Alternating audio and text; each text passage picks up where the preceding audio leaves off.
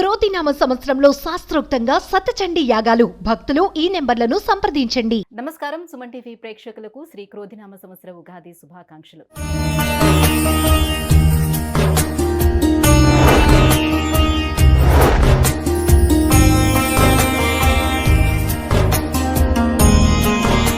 ఈ క్రోధినామ సంవత్సరం ద్వాదశ రాశుల వారికి ఎలా ఉండబోతుంది, అలాగే ఈ సంవత్సరం మొత్తం మీద నవగ్రహాల స్థితిగతులు ఏ రకంగా ఉన్నాయి అనే విషయాన్ని తెలియజేసేందుకు మనతో పాటు ఉన్నారు జ్యోతిష్య రత్న, జ్యోతిష్య చక్ర వైభవ నిపుణ డాక్టర్ రాళ్లపల్లి రవికుమార్ గారు.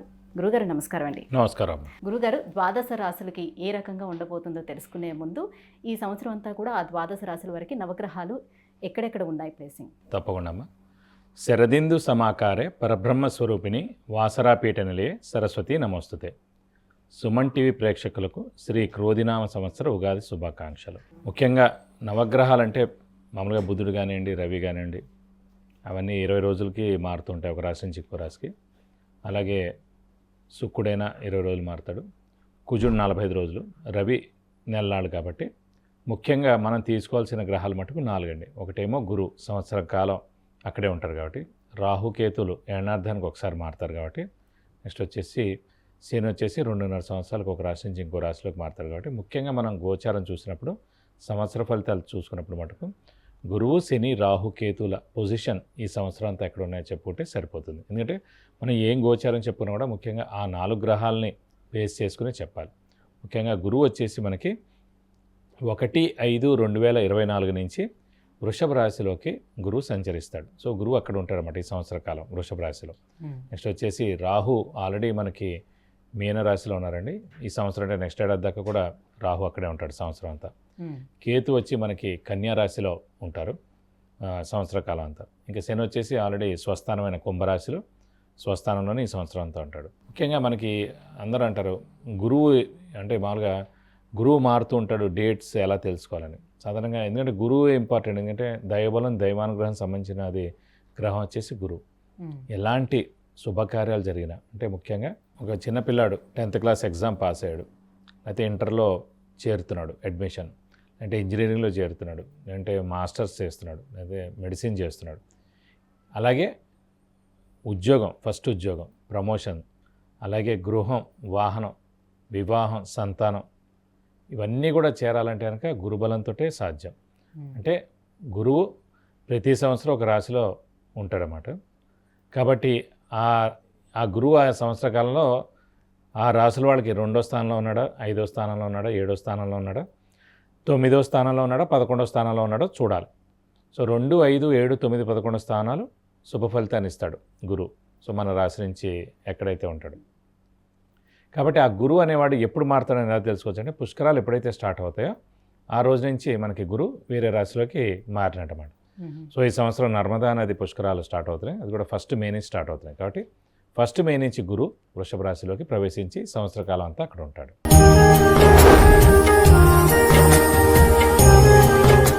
గురువుగారు, ముందుగా మేషరాశి వారికి ఈ క్రోధినామ సంవత్సరం ఎలా ఉండబోతుంది, వాళ్ళకి గ్రహస్థితిగతులు ఎలా ఉన్నాయి? మేషరాశి అనగానే మనకి అశ్విని 1, 2, 3, 4 పాదాలు, భరణి 1, 2, 3, 4 పాదాలు, కృత్తిక 1వ పాదం, ఈ 3 నక్షత్రాల సమూహం వచ్చేసి మనకి మేషరాశిలోకి వస్తుంది.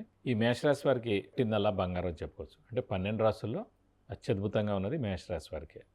ఎందుకంటే ఫస్ట్ ఆఫ్ ఆల్ గురువు మనకి 1 మే నుంచి మారుతున్నాడు. 1/5/2024 నుంచి వృషభ రాశిలోకి మారుతున్నాడు. సో ద్వితీయ స్థానం అయింది. ద్వితీయ స్థానం అంటే కుటుంబ స్థానం, నేత్రస్థానం, వాక్స్థానం, ధనస్థానం. సో కుటుంబంలో కలహాలేం లేకుండా చాలా బాగుండడం. అలాగే నేత్రం అంటే కళ్ళు ప్లస్ ఆరోగ్యం చాలా బాగుండడం. వాక్ అంటే వాక్, మనం ఎలాంటి మాట్లాడినా వాళ్ళందరూ మనకి ఇంప్రెస్ అవ్వడం, లేదంటే మన పనులు జరగడం, ఎక్కడికి వెళ్ళినా ఎక్కువ కష్టపడకుండా మన పనులన్నీ జరగడం, ఇవన్నీ ఉంటాయి. ఇది కాకుండా ధనస్థానం కూడా అయింది. ధనం అంటే మనకి ధనం అన్ని విధాలా కూడా, అంటే వ్యాపారం చేసేవాళ్ళు వ్యాపారం, ఉద్యోగం చేసేవాళ్ళు ఉద్యోగం, అలాంటివన్నీ కూడా ధనం అనేది కూడా చాలా బాగా వస్తుంది. సో ద్వితీయ స్థానంలో వచ్చేటప్పటికి ఈ 4 పనులు జరుగుతాయి అన్నమాట. ఇక శని వచ్చేసి మనకి లాభస్థానంలో ఉన్నాడు. లాభస్థానం అంటే లాభాన్ని చేకూర్చేవాడు, అది కూడా మనకి ఆర్థికంగా ఉపయోగపడుతుంది. కాబట్టి ఇక రాహు వచ్చేసి మనకి వ్యయ స్థానంలో ఉన్నాడు, అది చాలా అత్యద్భుతమైన స్థానం రాహుకి. కేతు వచ్చేసి 6వ స్థానంలో ఉన్నాడు. కాబట్టి రాహు, కేతు, గురు, శని ముఖ్యమైన 4 గ్రహాలు కూడా ఈ సంవత్సరం కాలం పాటు అన్ని రాశుల కన్నా బాగున్న రాశి మటుకు మేషరాశి వారికి అండి. కాబట్టి వాళ్ళు పట్టిందల్లా బంగారం అని చెప్పుకోవచ్చు. తెలివితేటలు ముఖ్యంగా పెంచుకునే సమయం అని చెప్పుకోవచ్చు. విద్యార్థులకి సరైన సమయం. అలాగే విద్యార్థులకి రాజకీయ నాయకులు ఎవరైతే కంటెస్ట్ చేస్తున్నారో ఈ 2024 ఎలక్షన్స్, అటు ఆంధ్రాలో కానివ్వండి ఎమ్మెల్యే పోటీగా, అలాగే ఎంటైర్ ఇండియాలో ఎంపీగా ఎవరైతే పోటీ చేస్తున్నా కూడా, లేదా మిగతా కొన్ని రాష్ట్రాల్లో కూడా అసెంబ్లీ జరుగుతున్నాయి కాబట్టి ఎమ్మెల్యేగా ఎవరైతే పోటీ చేస్తున్నారో వాళ్ళు ఖచ్చితంగా ఏప్రిల్ 24 తర్వాతే, అంటే రిజల్ట్ అనేది మటుకు మనకి 1 మే తర్వాతే వస్తుంది కాబట్టి ఖచ్చితంగా గురుబలం అనేది మేషరాశి వారికి ఉంది కాబట్టి ఖచ్చితంగా వాళ్ళు నెగ్గేందుకు అవకాశాలు 100% ఉన్నాయండి. కాబట్టి మెయిన్ గురుబలం చాలా ఇంపార్టెంట్. అంటే ఒక గురుబలం కాకుండా శని, రాహు, కేతు బలాలు కూడా ఉన్నాయి కాబట్టి రాజకీయ నాయకులు ఎవరైతే మేషరాశి వారు ఉన్నారో వాళ్ళందరూ కూడా ఖచ్చితంగా నెగ్గేందుకు అవకాశాలు చాలా ఉన్నాయి. అలాగే వ్యాపారస్తులు వాళ్ళు ఏం పట్టుకున్నా కూడా బంగారం అని చెప్పుకోవచ్చు. ఎందుకంటే వాళ్ళు ఎక్స్పాన్షన్కి వెళ్ళచ్చు, కొత్తది వాళ్ళు స్టార్ట్ చేయొచ్చు. అలాగే క్రెడిట్స్ ఏవైతే ఉన్నాయో అవన్నీ కూడా మళ్ళీ వెనక్కి తిరిగి వస్తాయి. అప్పులు వాళ్ళ బెడద కూడా తప్పుతుందని చెప్పుకోవచ్చు. శ్రమ, కాలం, ధనం వ్యర్థం కాకుండా ఉంటుంది. అవసరానికి డబ్బు సమకూరుతుంది. రావాల్సిన బాకీలు వసూలు అవుతాయి.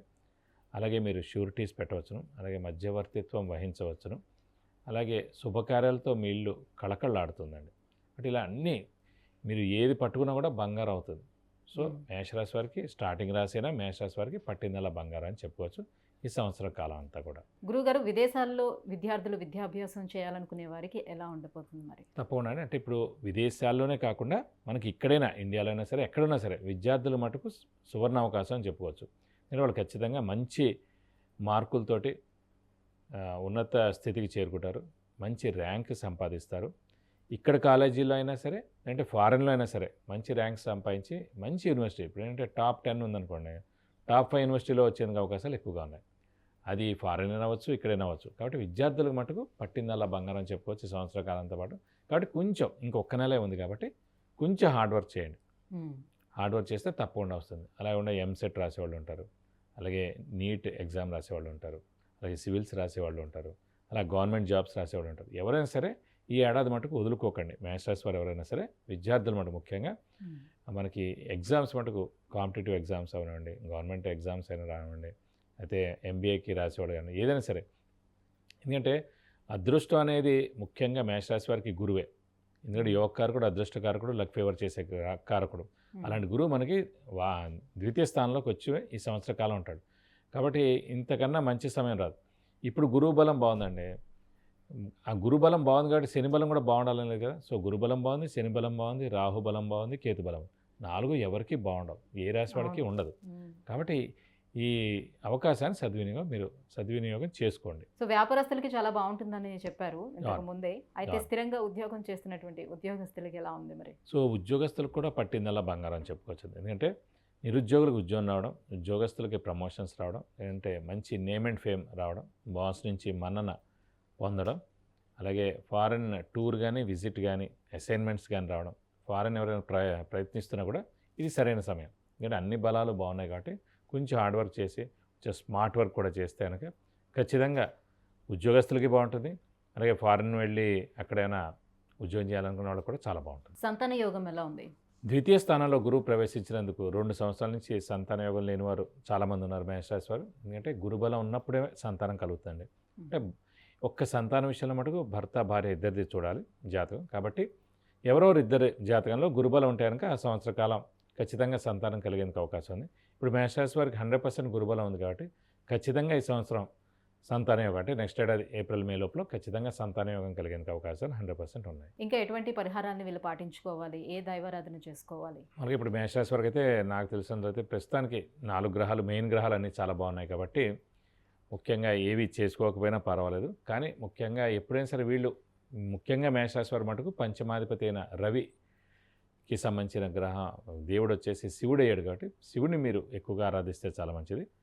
శివుడి అష్టోత్తరం రోజు చదువుకున్న, అంటే ప్రతి సోమవారం శివుడి గుడికి వెళ్ళి 41 ప్రదక్షిణాలు చేసిన, అయితే శివాలయాలకు వెళ్తున్నా, లేదంటే కార్తీక మాసంలో శివుడికి అభిషేకాలు ఏమైనా చేస్తున్నా కూడా తప్పకుండా ఈ సంవత్సర కాలం మీకు అత్యద్భుతంగా ఉంటుందని చెప్పుకోవాలి. గురువుగారు, మేషరాశి వారికి ఈ క్రోధినామ సంవత్సరం ఎలా ఉండబోతుందో తెలియజేసినందుకు ధన్యవాదాలండి. నమస్కారం.